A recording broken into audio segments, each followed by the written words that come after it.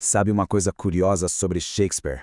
A gente pensa em grandes tragédias, em amor, em poder, mas e em pedidos de desculpa? Pois é, essa pergunta, que parece tão simples, na verdade abre uma porta para a gente entender umas coisas bem surpreendentes sobre as obras dele. Então, a grande questão que a gente vai investigar hoje é essa. Será que os personagens de Shakespeare pedem desculpas? E o mais interessante é que quando a gente começa a procurar, descobre que quem pede perdão e principalmente quem se recusa a pedir, bom, isso não é nem um pouco por acaso. Certo, então vamos lá. Se a gente olhar para as peças com atenção, um padrão muito claro começa a aparecer. Um padrão que tem tudo a ver com o poder e que basicamente divide os personagens em dois times.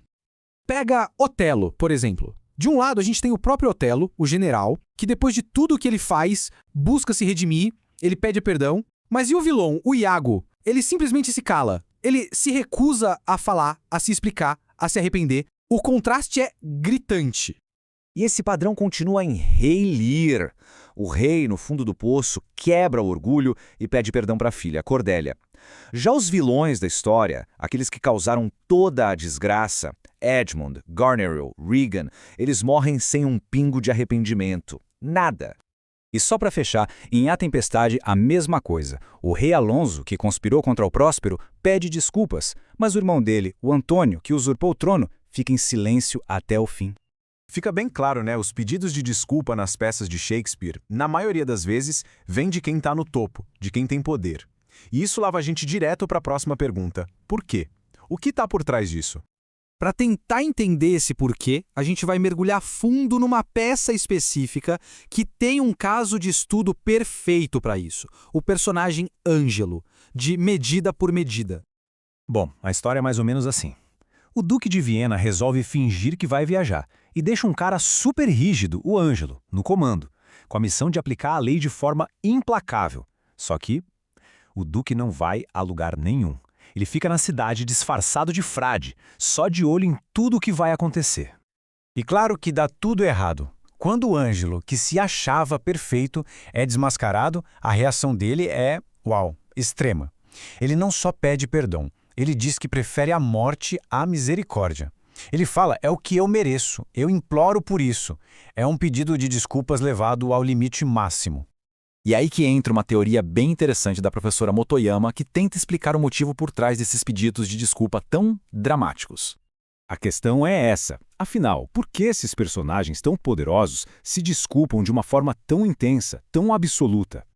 A teoria diz o seguinte: o pedido de desculpas deles não é só sobre o que eles fizeram de errado, na verdade é muito maior. Eles estão pedindo desculpas pelo fracasso do seu grande projeto de vida, que era o de forçar uma realidade perfeita, justa e ordenada num mundo que é, por natureza, uma bagunça. Era exatamente a mentalidade do Ângelo. Para ele, a lei tinha que ser um terror constante, para manter todo mundo na linha. Ele tinha essa visão de uma sociedade perfeita e tentou impor isso a todo custo.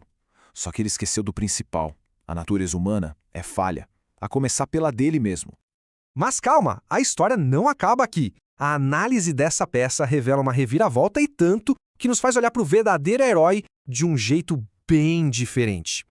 E isso faz a gente pensar, será que o Ângelo era o único ali tentando forçar a barra, tentando criar o mundo perfeito na marra? A resposta é não, de jeito nenhum. E o outro obcecado por controle estava ali o tempo todo escondido debaixo do nosso nariz, o suposto herói da peça, o próprio Duque Vincentio. Se a gente parar para ver o que o Duque faz, ele é um verdadeiro mestre de marionetes. Ele manipula todo mundo. Ele finge uma morte, força um casamento, ameaça, perdoa, engana, tudo para chegar no que ele considera ser um final feliz. Ele também está impondo a visão de mundo dele sobre todos os outros.